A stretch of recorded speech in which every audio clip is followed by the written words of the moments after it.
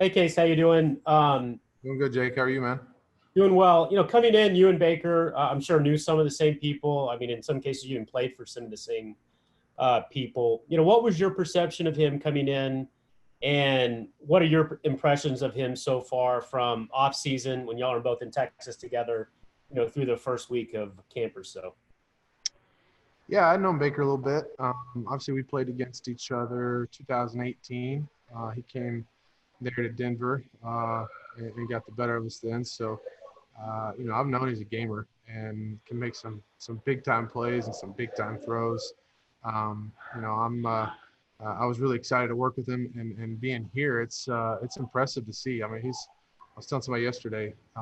He's got a lot stronger arm in person than he does on film, and he made some really good throws. Through some really good throws on film. So it's been fun to get to know him first, and then see him work, see him operate, see how he interacts with teammates. I'm very impressed. So this offense, the scheme. How do you think it's going to help Baker? Yeah, we're all learning. I mean, it's there's some similarities with a lot of things with the offense, but it's new. It's 2020 Browns, and I think we're all learning, we're all growing. We all bring different things to the table, but this is a new year, new team. So I'm excited. I think it's a very quarterback friendly offense from just the things I've seen in the past and the way Kevin and AVP present it. It's very black and white for the quarterback in a lot of reads and a lot of situations. So I think from what we've done so far, it's been really good. Great. Our next question will be from Mary Kay Cabot. Hey, Case. I'm wondering, when you watch Baker operate, how do you think he is adapting to the new footwork that Alex Van Pelt has implemented? And did you also have to learn the AVP footwork, or was that already something that you had in your game? Like the verbiage of this offense, I think some of the footwork I had some similarities with. There is some differences too. So, it's learning a lot of, a lot of new things, including just the operation of calling the plays. So, I have heard a lot of these plays before, but or at least called them certain things. But I think Baker's doing a tremendous job. Because some of this he's coming in cold and he's operating, getting in and out of the huddle, has great feet, great tempo, and he's even able to speed up or kind of tempo, slow down his drop at certain times too, depending on the concept and where it is down the field. And I've been very impressed with how quickly he's picked it up, and especially with not having a spring together. We're all working virtually, trying to send our footwork in. So to do that in such a short time, it's been very impressive. Thank you. Thank you, Mary Kay. Your next question is to Tom Withers. Tom. Hey, Case, you just touched on it for a second. I know you guys tried to get as much done virtually as you could without being out on the field in the offseason.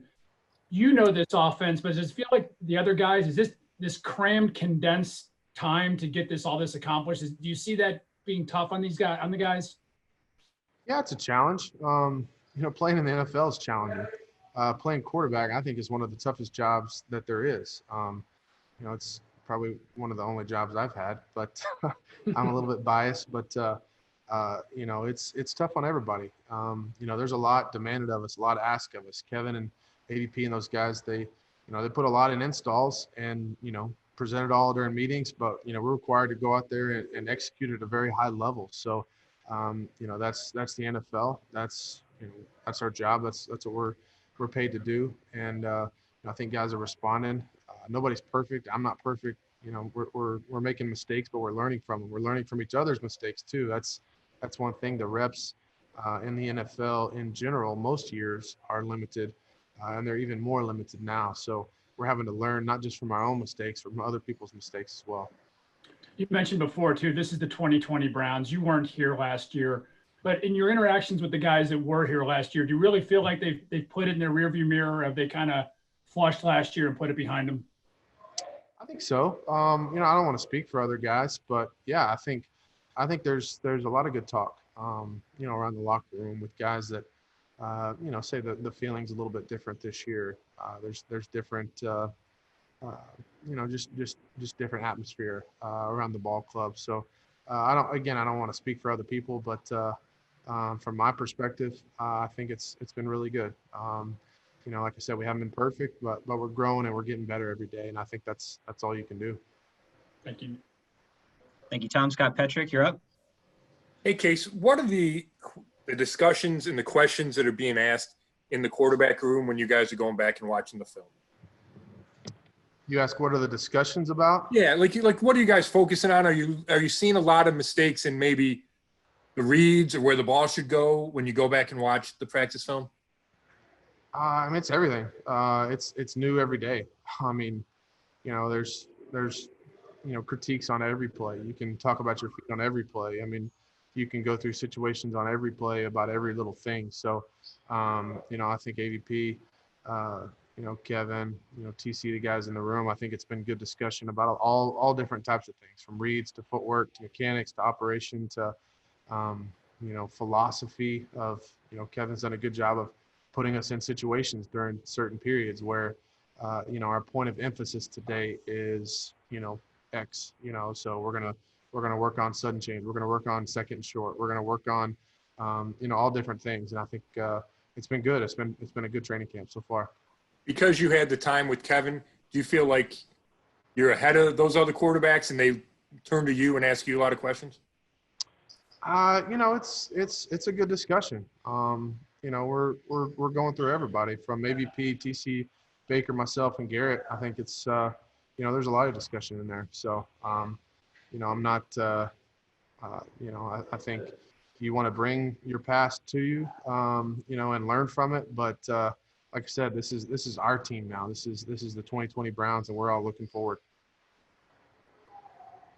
Great. Our next question will be from Nate Ulrich. Hey, Case. I was just going to ask you something kind of related to Scott's last question, and that's, obviously Baker has Kevin Stefanski and Alex Van Pelt, but how much is he leaning on you and picking your brain about, adjusting to this system with obviously this condensed training camp in the run up to the opener? Yeah, I would say we've got some great coaches, man. And they're doing a great job of and I don't want to, put too much out there in certain situations, but Baker and I have had some great discussions about plays. And Baker has a lot of experience too with a lot of similar plays, and he's got more experience with these receivers. So it's kind of a good give and take, because I like to talk to him about, hey, how does this guy run this route? What experience do you have with him and how he sees this? So, it's been good both ways. And, I'm learning from him. I hope he's learning from me, but I'm definitely learning a lot from him. And because Kevin Stefanski and, you've seen him up close in other roles, has anything struck you about him now that he's had the full team out there for a handful of training camp practices? Anything struck you about him as a head coach? Anything you've I guess learned about him in this new role, or that's jumped out at you? Yeah, there's one thing about Kevin that wasn't there. I always say a guy that changed. I don't like to see a guy change very much from being a position coach to head coach, and said he's got a lot more gray in his beard. I know I'm trying to catch him a little bit. Mine are catching up here, but man, he's got a lot more salt than pepper in his beard these days. Jeff Shadell, your line is open. Hey, Case, could you talk about how about the importance of a good relationship between quarterbacks to make a team work? Because we've seen it here before when that harmony was not there. Yeah, I think it's very important. I mean, we spend a lot of time together, especially now with, how things are with the COVID. It's, kind of spread out with position groups and smaller groups. So we're spending a lot of time together. But, it helps that we like each other. We respect each other. And, we get along. And I think our wives get along, which is great. I mean, that's nothing else really matters if the wives get along. But, yeah, I think we've had some great discussions. Like I said, it's been good quarterback meeting room time, and we've had a lot of it. And, I think you learn from each other in a lot of different ways. And like I said, with the reps, we're all standing back there watching the quarterback who's in, whoever's in, and whatever they're doing, we're we're going through the same reads, trying to operate the same way and we're trying to see the defense through all the same set of eyes. And that's, with AVP, with Kevin and those guys, all be on the same page is very important. Dan Lobby, you have our next question.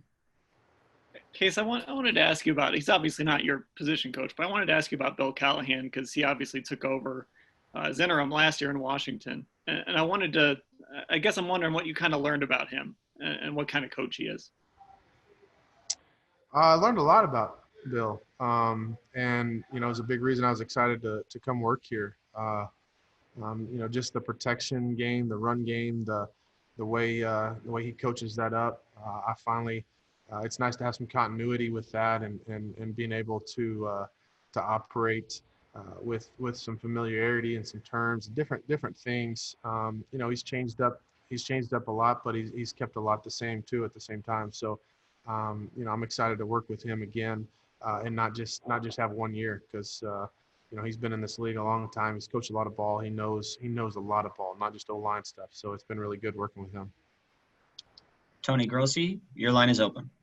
Hey, Case, I've covered a lot of Browns training camps, and it always seems that the defense is ahead of the offense at this time. Have you been on teams where the offense has been ahead right from the start? And is that just a matter of continuity on that offensive system and staff? Who's keeping score? Well, we do spend 2 hours watching you, so we all have our own observations. Okay. Did you rewatch it afterwards too? No. Okay. I mean, I don't know. I think we're all growing. We're both growing. I think we're trading punches, if you will. I think we're competing. We're going at it. I think the defense has done, made some big plays for sure. I think we've made some big plays too. We've left some football out there, but we're learning and growing. And, I think both sides are doing a great job. Okay. And the other question is, when you were with the Vikings and Kevin was the quarterback coach, that offense was not exactly what you're seeing here now, right? I mean, that was pre-Kubiak in Minnesota. And, this seems to be something he brought over from last year. Yeah, there's a little bit of everything. It's like I said, there's only one way to describe it, and that's 2020 Browns. And hopefully it'll be on full display, come here weekends in the fall.